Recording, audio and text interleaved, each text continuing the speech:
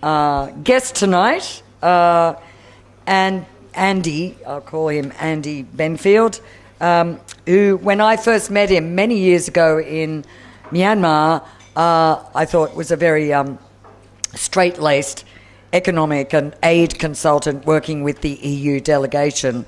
And in fact, little did I know Andy had a secret life which involved all kinds of things, including getting on an old motorbike and riding from India through Nepal, Bhutan and over to Myanmar, and sort of setting up houses in Bali and all kinds of other things. He can tell you a bit more about all that. He's got photos and video and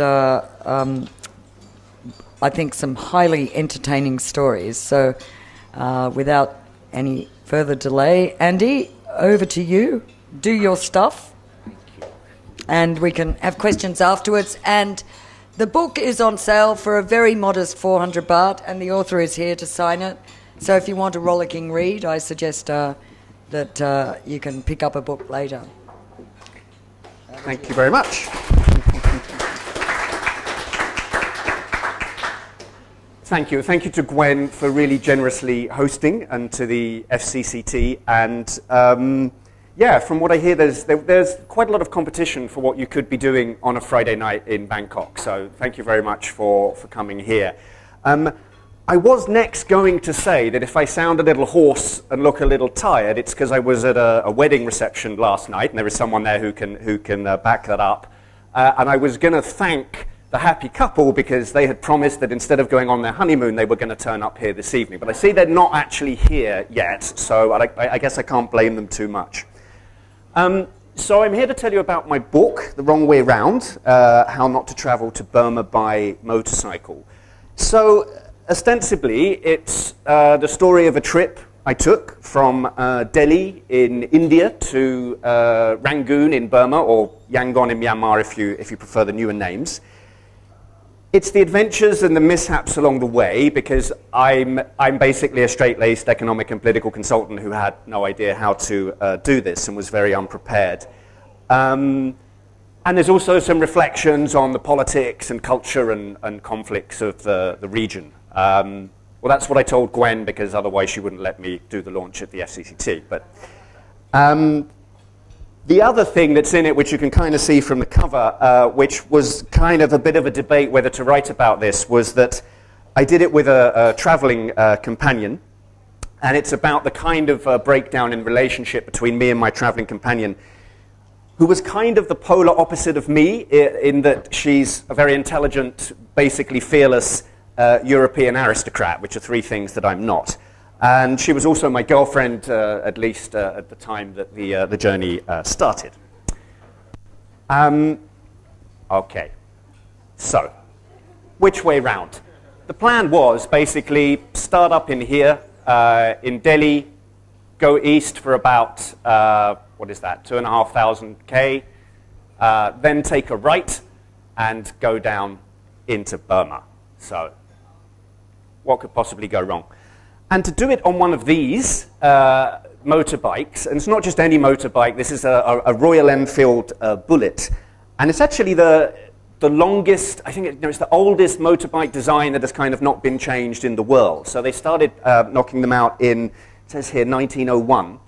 It was a British company, and then they teamed up at one point with a firm in Madras in India and started producing them there. And then the Indian army and police said, this is ideal, this is what we need for going around on in India, particularly in the border regions. And today, if you go to India, you can find them kind of chugging along the highways and byways, piloted by everyone from khaki-clad cops to turbaned young Sikhs, to I guess anyone who wants a little bit of Bollywood machismo in their life. And I first went to India 15 years ago, and I fell in love with this bike, and I guess there were three reasons. One is that to me it looks like something that, for the older members of the audience, that like Steve McQueen would ride out of a World War II prison camp on. Second, the slogan of the company is, goes like a bullet, made like a gun. And Thirdly, Enfield rhymes very conveniently with my last name, Benfield. So I had a thought that if I got one, maybe people would call me Benfield on the Enfield, or even just the Royal Benfield. Didn't actually happen, but I had two issues. One was that I didn't know how to ride motorbikes and when I went to India, and the other was that I was absolutely terrified of the Delhi traffic. But then I met people like this who were also supposed to be here, but late. And they're two of my friends from India who convinced me to finally get on a bike, and kind of quite nervously, I eventually did. So fast forward about 10 years, I was living in Rangoon. I thought this would be perfect to have one of these bikes to go around Burma on, and a bit boring to ship it in, so, you know, why not just drive it over? How hard can it be? Started in lovely, crazy Delhi, and as I write in the book, I mean, Delhi's always a bit hard to pin down, you know, because anything you say about it, the opposite is kind of also true. You're kind of, you know, you're driving through, there's a Sikh temple next to a new shopping mall, there's a bicycle rickshaw being overtaken by a Mercedes S-Class, there's a businesswoman on her iPhone walking next to a holy man who's barefoot, kind of carrying a trident. So, yeah, whatever you say about it, the opposite tends to be proved right a little bit later. So as we're driving through, you know, it feels rich, it feels poor, it feels quite materialistic now, Delhi, but it still feels fairly spiritual. It feels kind of timeless, but it's also changing at a breakneck speed. And that, for me, means that, I mean, Delhi and India in general, I find myself kind of in love with it at 1 minute, kind of despising it the next, sometimes laughing, sometimes crying in the space of the same afternoon, but kind of never bored. I think that's the one great thing about Incredible India. So from there, we carried on down to the Taj Mahal, as my partner insisted on seeing this great monument to love. I thought maybe it would be a good omen for our relationship along the trip. That didn't quite happen. Then it got a bit more interesting. So heading up here through Uttar Pradesh, or UP, as they call it. And this is a place, I guess, not a lot of tourists go to. It's India's most populous state, so you've got 200 million people there. If it was a country, it would be the 6th largest in the world. So you do stick out, as you can see there. It's had half of India's prime ministers come from Uttar Pradesh, but it doesn't seem to have had kind of any of the patronage you might have expected. So the infrastructure is pretty poor, and it's a kind of hard-scrabble place. It has 15% of the Indian population, but 30% of Indian crime is committed there, and 50% of shootings happen there. So fairly vigilant as you're driving along and kind of sticking out quite a lot. After that, crossed the border into beautiful Nepal. But at first, that southern area of Nepal, which, again, not a lot of people know, it's called the Terai, and it was one of the areas that was really suffered in the Nepali Civil War. Now, that had ended some time back in 2006. But what had happened was the Maoists had fought the monarchy, then the monarchy went away, the monarchy was dissolved, great problem solved. But the monarchy had kind of been keeping the lid on a lot of problems. They had a law, for example, that all of the 100 ethnicities that live in Nepal, you weren't allowed to talk about differences between them. So it kept the peace to some degree, but when it was like a lid kind of coming off a pressure cooker. And so since then, in the kind of new Nepal, long-delayed constitution, a lot of these groups protesting and fighting for a piece of the pie to create a fait accompli before the constitution was agreed, which it now has been.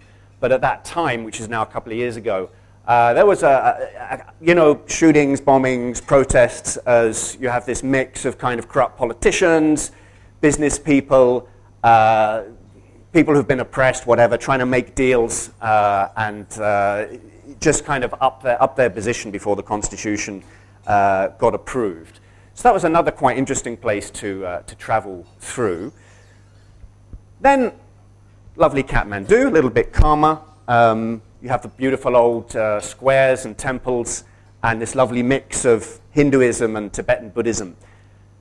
You also have these guys. So this is a Pashupatinath temple in Kathmandu. And they're the sadhus, who are these people who, like these holy men and more rarely women, who you'll see just wandering barefoot around India, often in the middle of nowhere, maybe just wearing a loincloth. And they've basically renounced materialism, they've renounced family life, and they've gone off to find spiritual enlightenment. I've always found it fascinating that these guys exist. There's quite a variety in them, and also they're kind of tailoring choices. I'm not sure the significance of the different things myself, but one thing a lot of them like to do, and I think the technical term is rolling a fatty here, is the cannabis, right? So they love skinning up a joint, gets you closer to Shiva, helps with your meditation. Quite an eclectic mix of stuff with these guys. And there you go, 2 puffs, and you're in nirvana. From there, we kind of made a detour, and you can't see super well on the map, but there's a finger of India that sticks up between Nepal and Bhutan and kind of tickles the underbelly of China, and that's Sikkim. And I urge you to go there if you get the chance. It's actually an ancient Buddhist kingdom, so for 300 years it was a separate country. And then when India got its independence in 1947, they kind of said, well, why don't you join us? And Sikkim said, well, no thanks, but you can take care of our defense and diplomacy. They said, all right then. And it was not until 1973 that the problem with kings is that, sometimes you can get a crazy one, right? And that's what happened. I guess there was too much inbreeding or something. So there was a lot of rioting, and then they had a referendum, and they ended up joining India. But it never became really Indian, so it's really a world apart and a mix of, Tibet and Southeast Asia somehow. Fascinating place. Probably not as fascinating as the next bit, which was Bhutan, which is this lovely kind of fairy tale, lost magical kingdom sandwiched between China and India. And I'll say a bit more about Bhutan later. So you start realizing just how big India is. And I've seen my friend Muna, who I mentioned earlier, the one who introduced me to Royal Enfield motorcycles, has now arrived. So she does exist. Thank you for coming. And you drive all the way through Nepal, you're still in India. You drive all the way through another country, Bhutan, you come out, you're still in India. I mean, you start to get a sense now. We've been traveling for weeks in other countries, and we're still back in India. So this first bit is Assam. It's elephants and rhinos and tea estates. And then there's the much more dodgier bit, which is northeast India. And we could have done this in a much nicer way, just coming down here. But my traveling companion, of course, insisted we go through the kind of wildest and most dangerous part, because otherwise we weren't proper adventurers. From there, there's something called the Highway of Sorrows, which I'll tell you why it's called that in a minute, which takes you to the Burmese border. So that's traveling through Nagaland, the hills. Lovely local hotel there. Then was across the border into Western Burma, and at that time it was just before elections, so a lot of feeling of hope, but also nervousness of what was happening. Were the Tatmadaw, the army, finally going to really give up rule after over 50 years? Through to Naypyidaw. If you haven't been there, it's worth a visit. The crazy Burmese capital. They moved it up from Rangoon to Naypyidaw. Who said that saying, if you build it, they will come. I mean, they kind of haven't yet, but there's an 18-lane highway ready for when they do. It's improved a bit since then, but it's still a pretty weird and empty place. And then basically down towards lovely Rangoon.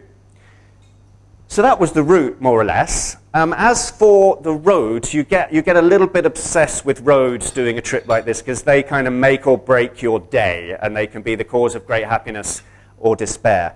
This is what they did not look like. This is a rarity. This is the road from Delhi going down to the Taj Mahal, and I think apart from that and the 18-lane highway in Naypyidaw, it was far more like this kind of thing was the norm. Or this, lots of unsecured drop-offs. Or sometimes I felt the the map makers had maybe contracted that Chinese virus.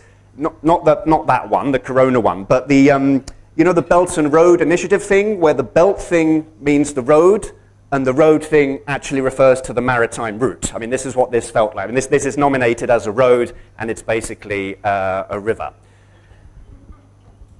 There is movement. I mean, one of the reasons for the trip was it's an area that's been cut off for many years because the roads stop at Burma. But now there's a lot of construction, a lot of infrastructure being built, which is actually not very convenient when you're driving because they kind of just take everything off. And I was attacked twice by large earth-moving equipment during the trip because they'll basically be up here tossing down debris across the road, not looking what they're doing. You think they've kind of seen you, they haven't, and you get a shower of mud on top of you. So all that means you really shouldn't drive at night. That's very, very stupid. There's a lot of potholes, there's no street lights, there's livestock coming into the road, there's people coming into the road, and the other people driving at night tend to be long-distance bus and truck drivers. They're trying to get to their destination quite fast, and they're staying awake with a variety of kind of legal and some less legal stimulants. So they're not the best guys to meet. But because, a lack of decent preparation, not really knowing what the roads were like, a lot of the times you get delayed, and bang, this was going up from Pokhara to Kathmandu. I think it was one of the scariest experiences of the trip, trying to do that in the middle of the night. And I can't talk about roads without finishing with something about the fantastic Indian Border Roads Organization. And these guys maintain all the toughest roads, not just in India, but also across the border. They build some of the roads in Nepal, near the border, in Bhutan and Burma. And they have this wonderful line in road safety signs, which kind of combines this Indian love of puns and playing with the English language and kind of witty aphorisms. So you get things like this one: "It is not rally, enjoy the valley." Fantastic. A great one for any foreign correspondents in here tonight: "After whiskey, driving risky." And then there's a few that are a little more racy. There's the "Be soft on my curves," quite nice. "Darling, I like you, but not so fast." And then I'm sorry for the next one. It's frankly quite outrageous, but I've included it anyway. "Don't gossip, let him drive." So that's the Indian Border Roads Organization. Before I talk about a couple more things about culture and conflict and stuff like that, we're just going to show a little video and a kind of view from the saddle of the trip to give you a flavor. So I think we're going to roll that. Yep, thank you.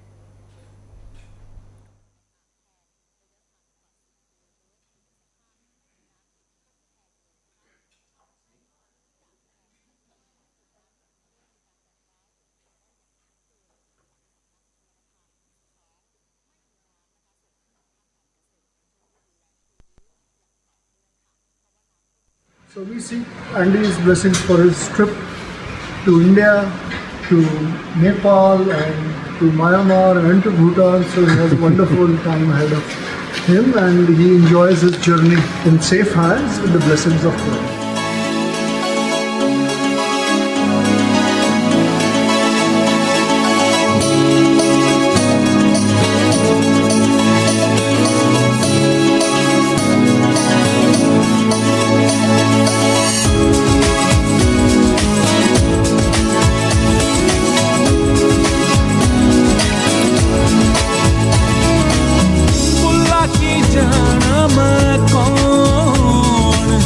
बुला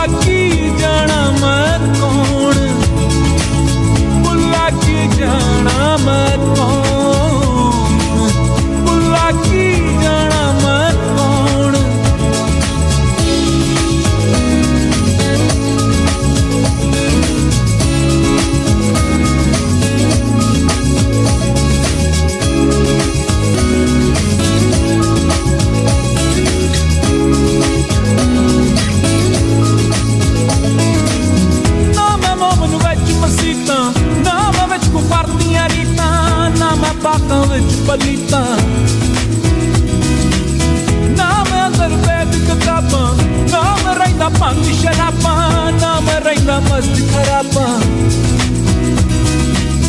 नाम शादी ना गम ना की नाम विच पलीती पाकी नाम आबी नाम खाकी नाम आतश नाम कौन बुला की जाना मैं कौन बुला की जाना मैं कौन बुला की जाना मैं कौन बुला की जाना मैं कौन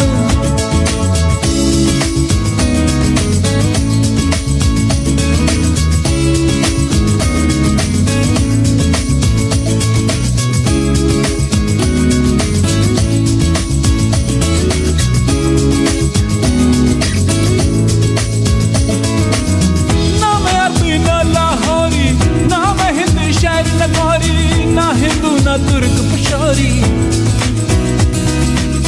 ना मैं बैठ मतलब ना पाया ना मैं आदम हब्बा जाया ना कोई अपना नाम तराया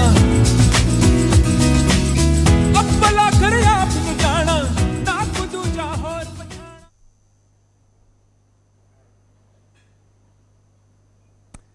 So there you go. That's a bit of a view of what it looked like. Thank you very much. Actually, all of the worst bits are kind of, we didn't film because we were kind of too petrified at the time, just trying to stay alive. So that was the subtle eyes view. Of course, the culture of the places is one of the reasons you do it right. And there's lots about that in the book. I just picked out one place, which is Bhutan. The local name for the country is the Kingdom of the Thunder Dragon, so you've kind of got to love it straight away. There's a lot of places you go to, you think, if you've traveled a bit, you think they're going to be pretty different, quite exotic, and they're never quite as impressive as you think, and it's a bit like somewhere else you knew. But Bhutan, it's really not. I mean, it's really out there. It's less than 1 million people, sandwiched there between China and India, stuck in the middle. It's a country that came up with the concept of gross national happiness instead of measuring gross national product. It's a country where you're not supposed to cut down any tree without permission or kill any animal to eat. It's also a country where an entire national park in the east has been dedicated officially by the government for the protection of the Yeti. So, I mean, what is not to like with a place like this, right? So as you can imagine, there's a very rich culture, there's great dances, there's great mandalas, and there's this blend of Bon, the folkloric or the folk mountain religion that predates Tibetan Buddhism, with Tibetan Buddhism. There's also something else quite prominent, and I must apologize to Gwen for kind of lowering the tone slightly of the FCCT, but I can't talk about Bhutan without mentioning the Bhutanese cult of the phallus. The penises are everywhere, okay? This is a normal shop and bar, okay? Maybe 50% of the buildings in Bhutan, you're like, what is going on? This stuff is painted on every one. So after the first couple of days, and you're sure it is what you think it is, you start asking around, like, what is going on here? Is this place full of perverts? It's actually due to a chap called the Divine Madman, also known as Drukpa Kunli. And he was a 15th century wandering holy man. And his take on the kind of Buddhist maxim of you've got to free yourself from desire was like, well, don't resist stuff you want, but just kind of go through it, do it, and don't get too attached. He then proceeded to kind of drink and fornicate his way across the country and became quite famous. And according to the stories, he got rid of a lot of nasty mountain spirits and also enlightened several hundred people using his diamond thunderbolt of flaming wisdom, which was also known as his penis. And thus the cult of the Bhutanese protective phallus was born. So you see them everywhere protecting buildings. People take it very seriously. It's not a joking matter. But sometimes I have to show one more picture because there's just a lovely juxtaposition of a painting of a sign on the next photo, I think. And it's not intentional. In South Asia, if you have an establishment that is offering both fooding and drinking, as they say, right, you will call it a restaurant cum bar, which I just think is a particularly nice composition there. So, moving on, I'm so sorry for that, Gwen. Essential part of Bhutanese culture. So this is all very nice. People are in traditional dress. You're thinking this is beautiful. The buildings are traditional. Everything is in Bhutanese style. Even the road signs there, you know, you've got someone in Bhutanese dress. I mean, they've really gone to town. But then there was like a darker side of it as well. And this is an art school in Thimphu, the diminutive capital of Bhutan. And these guys are doing these amazing paintings and sculptures, but they're doing them from a like engineering blueprint that dictates like the exact curve of the Buddha's cheekbone or the distance between the bracelets on a goddess's arm. And it's not just in the art school. It's about dress, it's about how buildings are constructed. And it's interesting, it's like they're trying to kind of bottle and freeze their culture. I think the worrying thing kind of about that is if they'd been doing that a couple of hundred years ago, a lot of this stuff never would have come in anyway. So you've had this incredibly rich and creative society that now is being a little bit frozen in time. I think most foreigners go there and they love it. They say, this is amazing. But then you ask them, what would you say if your government said you can only build your house in the traditional, you know, British style, or you have to always wear a three-piece suit, this kind of thing. So it's like cultural theme parks that they're all very well, you know, if you don't have to actually live in one, right? We could argue that point, but what is more sinister? So, and I don't have a photo, I wasn't able to photograph it, but we were rounding a corner one day, and Bhutanese are immaculately turned out like this, and you just get used to them, very, very smart and immaculately dressed. And there were some road workers there, like, you know, wearing tattered rags, blackened faces, didn't look in a good way.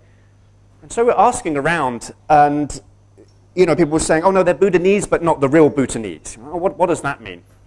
And so there's a group of ethnic Nepalis who've been living in southern Bhutan for generations. But in the 90s, the government had this policy of Bhutanization and was like, this is the language you're going to speak, this is how you're going to dress, these are even guidelines for eating. And these guys, these ethnic Nepalis, said, well, look, that's not us, you know, that's not where we come from, and that's kind of quite oppressive. So they started protesting. 100,000 of them had their citizenship stripped, thousands of others left, and the ones that stayed couldn't get decent jobs anymore and were doing things like the very tough road working. So it was a kind of, yeah, this dirty little secret, and like the definition of gross national happiness has quite a narrow focus of national. Back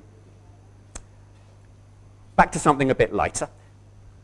Borders. So we had to cross 5 of them. And if you've not particularly done your preparation, well, there's something called a carnet de passage, apparently, which is a piece of paper you have, and then you can get across the border, and it's all fine. We didn't have one of them, so the theory was we'll just try and maybe bribe our way across or whatever. Interestingly, they didn't even say anything about the motorbike for 3 of the borders. It was fine. This one is the India-Nepal border, which crazily was not even kind of signposted. You're ridiculously and feeling very amateurish, kind of asking people, you know, which way is Nepal, and taking the wrong direction, no road signs.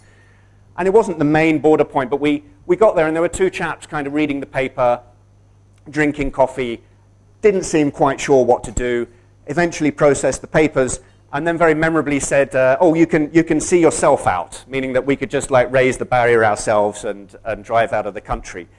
So it was quite quaint. And on the other side, in Nepal, we couldn't find the immigration office for about an hour. It was across a field, down a track somewhere. Had to wake this chap up in his vest and persuade him to stamp our passports. So it was interesting. It was, you know, it was, some of them were better. This is the entrance into Bhutan, very grand. But the best one, the best border, I think, was going into Myanmar. And basically, foreigners aren't allowed across, which is why no one has really done this trip. Some guys did it in the 50s in Land Rovers.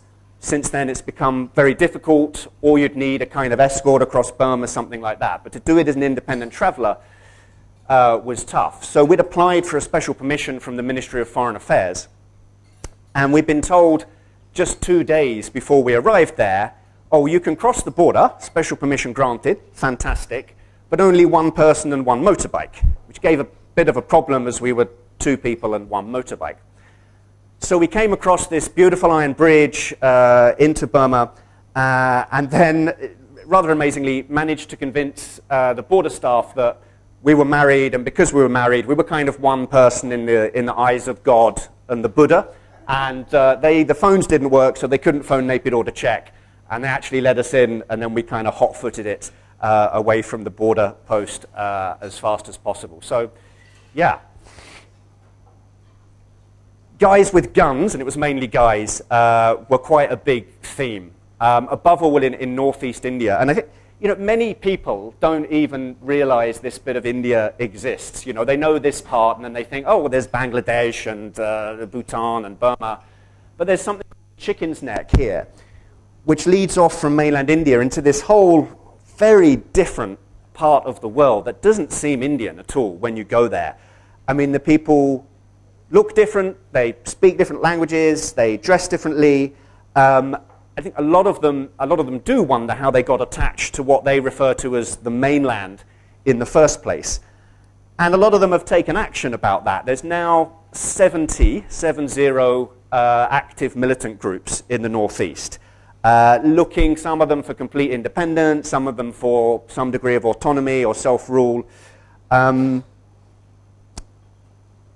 we started off in Delhi, and I particularly was petrified of this area, and so we went to the local office of the Nagaland and Manipur, 2 of the most dodgy states in Delhi, to check on the security situation, and we kind of walked into the office, woke the guy up, and said, well, can you give us some advice? You're the official government representative for this area.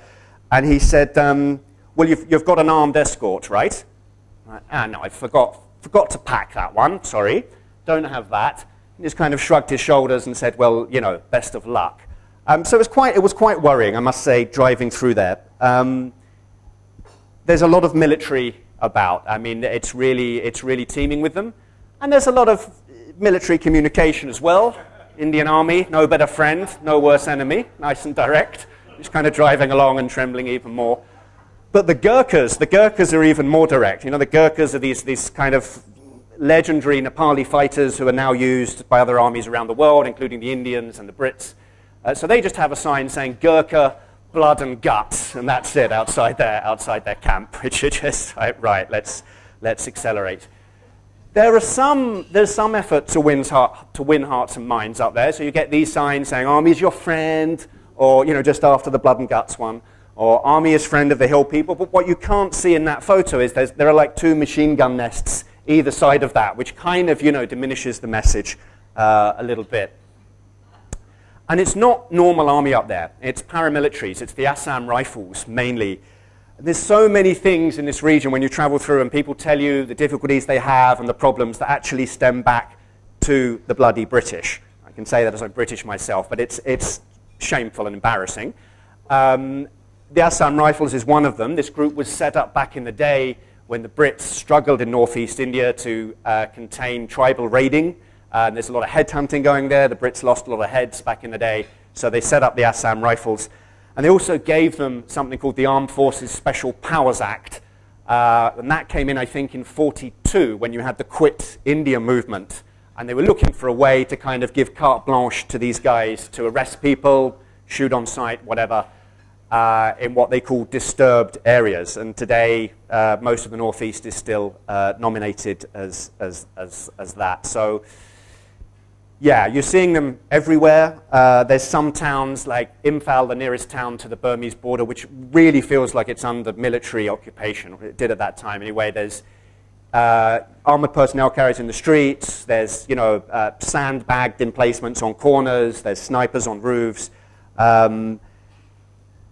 Overall, this policy, it doesn't seem to have worked terribly well. There doesn't seem to have been a lot of investment in jobs and infrastructure and these kind of things. And at least the people we met, they seemed even more alienated from the mainland. Maybe that's going to change now. India, Modi is doing his Act East policy. He had the Look East one. We looked for a bit. Now we're acting. They want to open up the trade routes to Burma. They want to exploit things there. So maybe they're going to invest a bit more. I don't know. Yeah, so basically reading the paper was quite a scary experience. So I was trying to calm myself down and say it's not that bad. And then you'd pick the paper up and it would be kind of, bombing, shootings, ambushes, mainly on the route you were taking the next day. So it's a little bit of a nervous wreck. You see the militant groups that are there, and there are lots of them. There's almost this kind of Monty Python-esque thing that you'd meet someone and you'd say, oh, I'm campaigning for a free Bodo land. And you'd say, like, oh, are you from the United Bodo Land Liberation Front then? And they would say, well, no, absolutely not. I'm from the Front for a Democratic Liberated Bodo Land. Those first guys are our sworn enemies. So you've got all these fragmented groups who have kind of ended up, fighting themselves as much as they're fighting Delhi. And they're also now, they had their criminal sidelines, extortion, drugs, gun running, to make money for the cause. But a lot of them now seem to be doing that as the main bit of business. And the freedom fighting is now the sideline. One interesting thing is the meth trade, the methamphetamine, right? So they get the cough medicine, which you can bribe the pharmacy in India to get. You take it across the Burmese border, goes up 10 times in price, magically, and then you take it to the far east of Burma, goes into labs, and then the methamphetamine, ends up here. Here meaning Thailand, not the FCT, obviously. This is on video, right? But sometimes, so there were scary moments, but there were also other moments where you'd get pulled over, you'd get questioned, and the guys would then say, give us what you want and you can go. And I'd be like, okay, I'm experienced by now, I know what you mean. And you'd go in the pocket for some rupees, take them out, and then they'd look at you and say, no, selfie. But still, the power of Instagram is kind of penetrating and making travel safer, as they'd rather have a photo than some cash, at least some of them. I know nothing about motorcycles. I think they look nice. I can just about ride one. I have no idea how to maintain one. And we did this not on a sensible off-road bike, but on a Royal Enfield, which breaks down quite a lot. So this was a common theme. Some things even I knew were wrong when that bit came off. Yeah, this is a problem. But it could get, sometimes that's fine. You break down. There's lots of people around who know these bikes, especially in India. They help you. Other times it's quite scary. The brakes go when you're going down a mountain, or you just get stuck out in the middle of nowhere overnight. And yeah, if you don't have a second vehicle, what you're going to do. But one thing that is amazing in India, not only the ability to fix an Enfield, is also there's this kind of, let's say, what would qualify as roadworthy in other parts of the world. In India, they say, no, that's still okay. We'll get you back on the road. You may think you can't go any further, but we will get this going. I have a nice truck that we overtook, which demonstrates this. So this guy is moving down the road, and I saw him at first in the rearview mirror and thought, oh my God, there's been a crash, the accelerator's got jammed, this vehicle is out of control. But actually he wasn't. He was quite happily driving along, and it was all secured with this rope, no problem at all. He was good to go. So yeah, look at you, no back brake. What's the problem, mate? It's okay.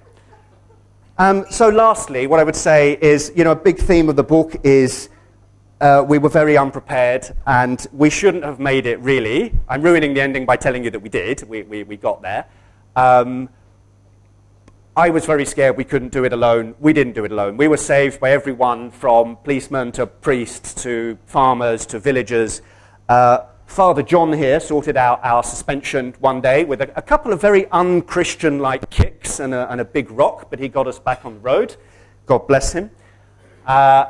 This whole Naga village took us in. We got stuck out after an absolutely appalling day, and we were told it was 9 hours to get to where we could find the next place to stay for the night. It was already sunset, quite a dangerous area, a lot of militant groups around, plus the Assam Rifles. They took us into their house, cooked us dinner, gave us a bed for the night. Absolutely amazing. And then these biker gangs, local biker gangs and clubs who would just come out and like the news went down the Bush Telegraph, there's these two crazy foreigners coming. And they would just turn up and take care of you and take you out and stuff.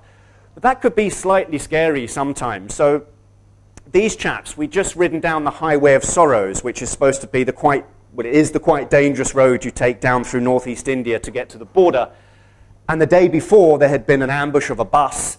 So I thought we left early on a Sunday morning in the end, because you thought surely the bad guys are going to be asleep in bed after all the debauchery of Saturday night. And we just got down the Highway of Sorrows. We got into Imphal, which we were told, just go to the hotel, don't go out. Very dodgy at the moment, very dangerous. I'm driving into the outskirts and then hearing this horning behind me and looking around, I see one quite rough guy on a motorcycle. The other side, there's another one, then there's 5 of them. And kind of thinking, you know, you're about to get robbed or kidnapped. And then them just kind of looking over and say, oh, Mr. Andy, who are you? And they've found out from someone 100 miles away who's phoned them, and they've come to kind of pick you up and, you know, and kind of take you to the hotel. I remember when we checked in and we were kind of surrounded by, you know, 6 members of a motorcycle gang, I think they kind of thought we'd been kidnapped or were there under duress or something. But these guys are amazing. They're like the antithesis to the Hells Angels. They spend their time filling in gaps left by the state. And these guys spend their weekends running medicines to remote villages, doing charity runs, saving up money, getting hospitals built, this kind of thing. So they're absolutely amazing. And it's really, you know, I mean, that's a key theme of the book, that these are beautiful places. Some of them are quite inhospitable. Some of them are a bit dangerous. But definitely this trip kind of restored my faith in humanity overall. So I shall leave it there, and thank you very much indeed. Thank you. Thank you very much, Andy. I think we can all agree that we didn't quite feel we were there on the bike with you, but you gave us a really good feeling, I think, for some of the challenges and some of the good points. Perhaps there's a couple of things perhaps I'd like to ask you, and then we'll turn it over to the floor for questions. But I think one thing you didn't really tell us is why, you know, you've had a varied life and you had a good job as a consultant doing all kinds of things like that. Why did you do this? Why did I do this? Apart from to impress your girlfriend, which is what you put in the blurb. Yeah, so there was definitely a bit of that. That clearly didn't work. This is like therapy, but slightly harsher. Yeah, I mean, I wanted to get the bike across. I thought this is a fantastic route, and it's one that's not the same even now, right? Because when Burma's now opened up, stuff is changing so fast in that part of the world. So I thought it was a really interesting time to kind of do that. I mean, I don't like the phrase midlife crisis, but it was a long time since I traveled without a hotel reservation or someone putting their chicken in my lap or something like that. So it was like, no, if I don't do this now, I think I'm going to end up just on saga holidays and going on cruise ships and stuff. But also, yes, I thought, how better to cement a relationship with someone who was always seemed a little bit out of my grasp, even though we were together, than take them on a 2-month motorcycle trip across, Well, bad idea. Bad, don't do it, that's well, but was it a good idea in the end? It sounds like you enjoyed it. Did you? I enjoyed the trip, and it was very educational, but if you don't know if you get on with someone, don't do a 2-month motorcycle trip to work it out. So would you do such a trip again, with or without? I would do it. I'd probably choose my traveling companion differently, prepare a little bit more, and maybe take a second vehicle and allow a lot more time, I think, as well. Yeah. Well, that's good advice for anyone who's planning something that rash. Why did you call it The Wrong Way Round? So this was, have any of you heard of The Long Way Round by Ewan McGregor, the Hollywood actor? So he took some time off a few years ago and rode around the world on a motorbike with his buddy, and he called it The Long Way Round, going the long way around the world. And I thought, well, this is kind of like the wrong way round, because they did it with lots of preparation and backup vehicles and everything else. We did it without kind of having a clue. Plus, the other thing was that the kind of, you know, the relationship dynamic, that this was just not a sensible idea at all. Yeah. So what was really the most difficult bit from... it all looks quite difficult, and so I was interested in what you would categorise as the most difficult in terms of perhaps physically challenging or scary or other kinds of hardships. Yeah, I mean, just, it's prosaic, but just the roads, when suddenly the road surface is just like broken rock, and then your kind of brake fails, and you think you're kind of going over the edge, this kind of thing. There's also the kind of South Asian caste system for vehicles. I don't know if you're familiar with that. So you have it for humans, but also for vehicles. So like a bicycle is kind of at the bottom, then there's a motorbike, then there's a car, then there's a bus, then there's a truck. So you're quite low down. And that's fine if you have a little Indian-made Bajaj motorcycle, but if you have a big Enfield, you can't really get out of the way, and trucks just expect you. You're a motorbike. What are you doing? You should be moving now, and you can't. So you have these kind of head-on chicken runs where you can't pull off, because that's going to be very dangerous as well. Of just trying to convince the guys to get out. And you saw on the video the digger that was coming towards me, and they just like, you're a motorbike, move back. I'm like, I can't physically move this huge machine back. And you see that my partner had already got off and was filming it, which was nice at the time. So that was that was quite scary. I'm glad she was so worried about you. And then I think just some of the military in the Northeast, you're on remote roads, they stop you, they're looking at you, and they're saying, oh, you must have a lot of money with you, right? These kind of things. And you're just trying to say things like, well, my embassy, no, I'm here. I know people like Gwen Robinson, whatever. You're throwing names out and hoping that they kind of back off. But finally, no, we didn't get robbed. We didn't have to pay many bribes. So, extraordinary. Yeah. And did you ever have a moment where you thought, that's it, I'm not going to make it, I'm going to... Yeah, I think there was one where the bike kind of nearly slid off the edge of a precipice where, there were moments where you think, right, that's not going to happen. And when we were with the Burmese and they were just saying, no, you can only take one person in, the problem was the Indians said, we've never had this situation before because no one crosses this border, but if we let you out of India and across the bridge, you can't come back in because we can't issue visas here. So then when the Burmese said, well, you can come in, but she can't, it was like, well, she's going to have to stay on the border bridge forever. Forever? Because she thought, at this point... No wonder she dumped you. Sorry, that was a joke. Keep it light, Gwen. Sorry. So, last question from me, because there's someone waiting there, perhaps, or maybe you're going to ask this, but I would like to say, what's your next book or adventure? Well, people laugh when I say this. Now that you've done a book. Well, I'm actually now looking for the Yeti, and this comes a bit from this trip, that a lot of people kept talking about this, they didn't call it Yeti, but about a bipedal, ape-like creature with a human face that lives in the Himalayas. So recently I've been traveling to very remote areas, nomad camps in northern India, in northern Burma, and getting some quite interesting stories. And I've been doing it with a friend of mine, Richard, who you know, who's kind of quite serious and intelligent, so quite, he's like my counterpoint.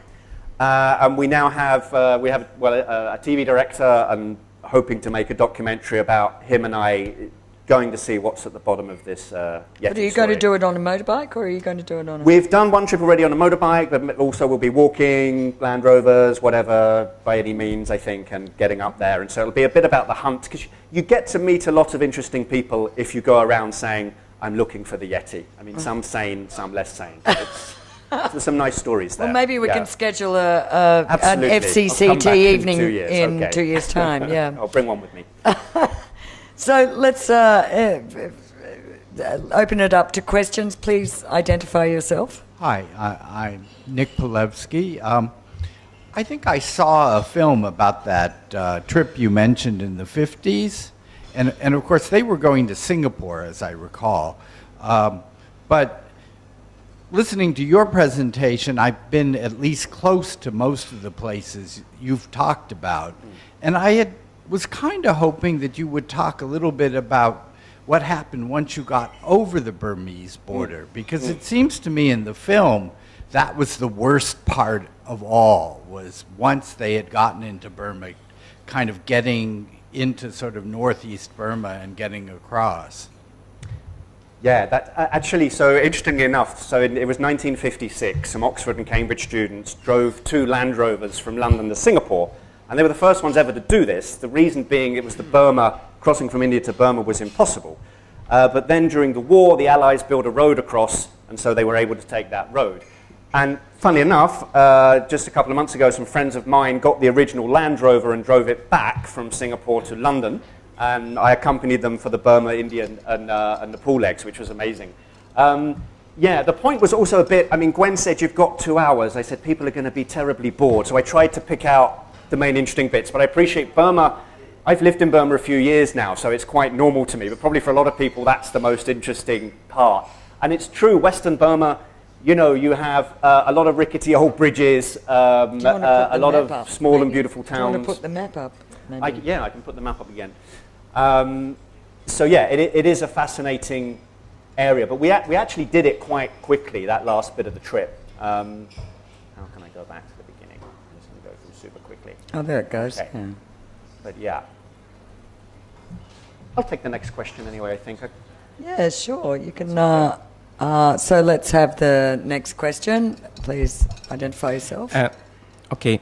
Hi, my name is Youssef Aboud. I am a stock analyst and a motorbike rider as well. I have a few technical questions. First, how many cc your bike was? Number two is, can you please give us an idea about the paper requirements and the visa requirements, especially to Bhutan? How did you manage to go through all these? So, yes. And then just one last question. Can you give me an example, like when you were in a remote area and your motorbike was broken, what did you do? How did you manage to fix it when there's nobody to help you? How did you manage that? I'm interested. Okay, so I'm so happy I can answer the technical question. So it was 350 cc bullet. The visas, India, Nepal is basically okay. We got up there and just let us across. Nepal back into India, same thing. Bhutan, you have to pre-arrange, and before you start your trip, you mean? You have to tell them that you're taking your vehicle in, and then they send someone to kind of come along with you. So that's right. That's not as well. It's easier, but it's not as fun. And then you need a special or restricted area permit. I think they call it for Northeast India. Now it's easier, and I think you can cross into Burma. But at the time, it was a special letter, and I was working for an embassy in Burma at the time. So we wrote to the government and managed to get a kind of a special permission. Yeah, for those breakdowns where you don't have a clue how to fix it. I think one of the worst ones was in Sikkim, the little bit of India between Nepal and Bhutan. And it was on a remote mountain road. It cut out. Handily, a cyclone had just hit a few hundred miles south. So it wasn't supposed to rain that time of year. It didn't have any rain gear. So a storm comes in. It's getting dark. There's no other vehicles on the road. So we basically just thought, we're going to leave the bike and walk. So we left the bike on the mountainside, put on the bag, started walking.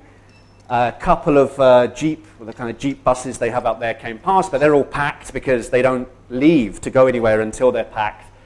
And just a godsend, about, I don't know, 9 o'clock at night, someone came past who had space, and we jumped in the back. They saved us. Then it being India, turned out his brother was a mechanic. So I just handed over the keys to this complete stranger and said, any chance you could go down the mountain, fix the bike, and deliver it to the hotel tomorrow morning? And they did. So it was all great. Incredible India. Yeah. Excellent. Thank you very much. Thank you. Did you pay for it? I paid royally, yes. That's good to hear. So is there anyone else who would like to ask a question? Yes. Indeed. Robin, please Flemming identify Kruger, yourself. correspondent here, and long-time motorcyclist, enthusiast, I would say. Now, on a scale from 1 to 10, where 10 being the best, 1 being the worst, the Enfield probably comes in at 0.3. Why on earth did you do it on an Enfield? Why did I do it on an Enfield? Yep. It's the only bike I know how to ride. It's the only bike I've ever ridden. And I figured, because I don't know how to fix it, if you take some fancy Kawasaki or something, no one's going to have parts, no one's going to be able to fix it. Everyone in India and Nepal and Bhutan, but not in Burma, can fix an Enfield. Just don't break down in Burma and you'll be okay, was my theory. And we didn't break down in Burma, so... But the Yamaha wouldn't break down, would it? I know nothing about this. You're talking to the wrong guy. But yeah, maybe it would break down a lot less, indeed.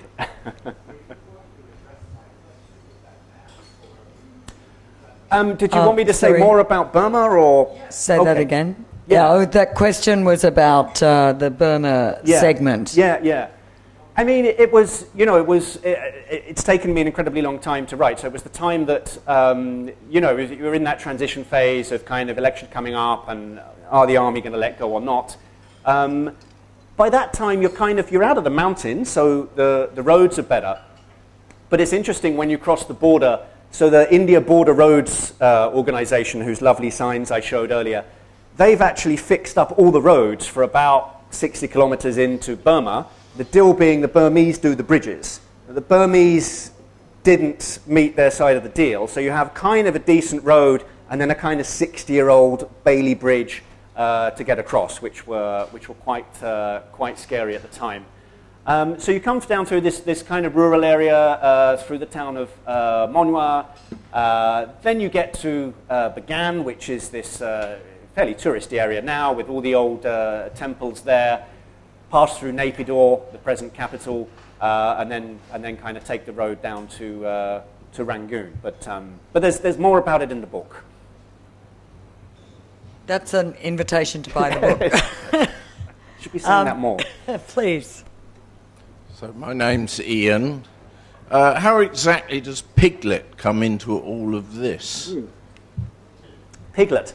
So if you look at the front of my book, it's dedicated to Christopher Robin and Piglet. And if you look at the name of the publishing company, it's called Particular Bear Publishing. And I thought today, I wonder, no one's going to bring this up and ask me because it's going to be hugely embarrassing to talk about, but here we are.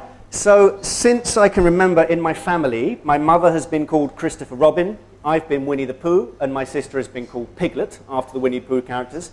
My late father was called Eeyore, after the grumpy donkey, but we never told him that was him. So in my book, it's dedicated to Christopher Robin and Piglet, which is my mother and sister for being the ones who kind of inspired me to travel. So it's out now. That's Just going to say that it's actually the 500-acre wood. 500-acre The wood. real wood's the 500. Okay, have I got the number of acres wrong in the dedication? No, the real wood Okay, is actually called the 500-acre. 500-acre. In the Winnie the Pooh stories, Yes. it becomes a 100-acre. But those people who know the true story, you'll see.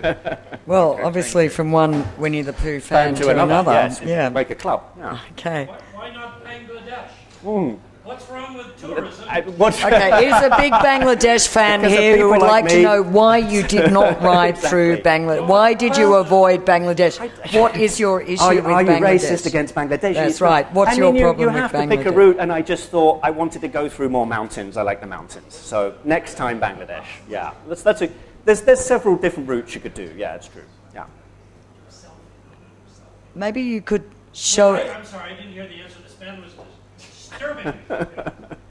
Well, I said there's several different routes you could take. I like mountains, so I chose the northern route and went for Bhutan instead. But maybe next time. So Sure, Bhutan, actually, Bangladesh just would be to amazing, clarify, this next adventure and this on the trail of the Yeti, Yeah.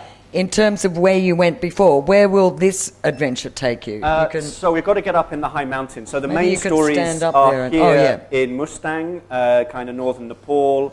Then, Bhutan, so trekking up. And particularly, so I was just up in December with my friend Richard in, this is Arunachal Pradesh, which is kind of, the real wild frontier of northeast India. And up in this area, along the border between Tibet, Bhutan, and Arunachal Pradesh in India, there's lots of stories. And then about 2 weeks ago, we were up here in northern Burma. So we're actually the first people to drive from Myitkyina to Putao, which is the furthest north town. We did promptly get arrested and told that we'd violated our visa rules, but then it was kind of too much hassle for them to report it. So thankfully we were set free.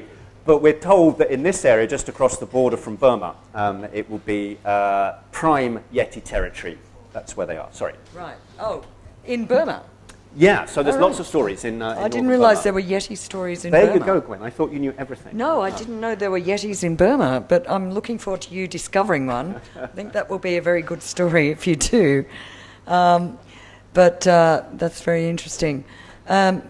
So that will occupy you for the next couple of years? Yeah, that's the next, hopefully, if we make this documentary. And then I'm going to write something on meditation. I just did a 10-day meditation silent retreat in quite a harsh environment in Japan.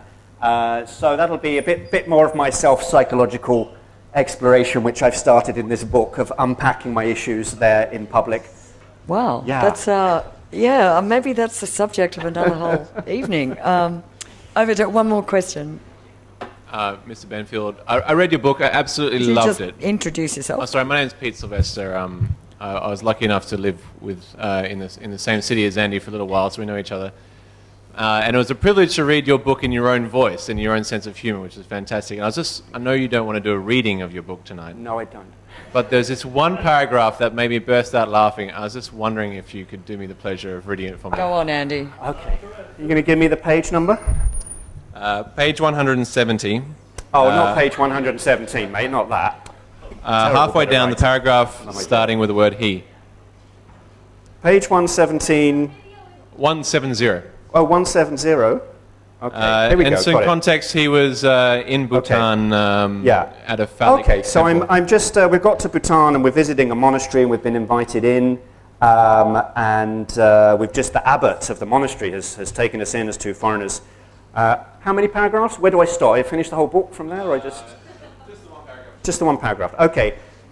He motioned for me to kneel down in front of a small shrine, so this is the abbot, and started to rummage inside his robes, emerging triumphantly a few seconds later with a large phallus. An ornamental one, I should add. And then, for the first and quite possibly last time in my life, I was tapped and rubbed on both shoulders with a sizable wooden penis while he wished me long life and prosperity. I then watched benignly as he placed his member onto Lady Rebecca. Thank you, and thank you for Australian, that. he loves that stuff. I hope you got a kick out of that one. I can safely say that I think we've There's had some more more highbrow sex stuff in in this talk tonight than we have in many months. But So sorry. hopefully, maybe the Pat Pong night next week may pop that. Yeah. Pop that. I'm not sure yet. In fact, I'm not sure about how many phallus photos we'll have. I think you might have got the award there, Andy. Thank you. So I would just like to say, if there are no more questions, ask if you would like to say anything more about the whole... I just thank everyone for coming, and my friends whose wedding reception I was at, who I mentioned at the beginning, are here. Seth, They right. should be on their honeymoon. Very sadly, they've come to Congratulations. the book launch instead, so thank you so much. Like, fantastic. I'm happy if anyone wants a signature. Of course, I can do that. I'm first going to have a gin and tonic, but You can have several on the house. thank you very much indeed. And I think I might just ask one other question which intrigues me, being a journalist and seeing these areas and you blithely talking about going in and out and saying, well, this area we want to go to is borders, Bhutan, Tibet, Sikkim. These are all incredibly difficult areas to get visas to. So when you said, well, it's okay, you could do it, I don't see how you do it. I know loads of people who've been trying to get into, for example, Tibet is very difficult.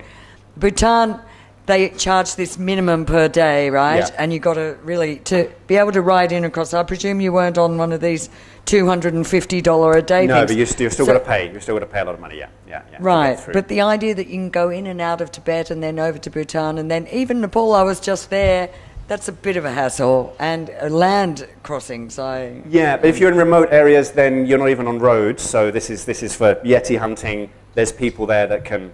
they really should not be saying this in public, and it's No, being probably filmed. So not, it's no. absolutely not possible, and you shouldn't try and do it. Okay, maybe Don't we come can and ask cut me that how, bit how for the you manage. video. Okay. Okay, right, there we go. But this man did it, and he is living proof. So Thank you. Thank Cheers you very to you, much indeed. Andy. Thank you. thank you all for coming tonight, and please stick around for a drink, and the author's here to sign books or answer questions. Absolutely. Okay, Thank thanks, you. Andy.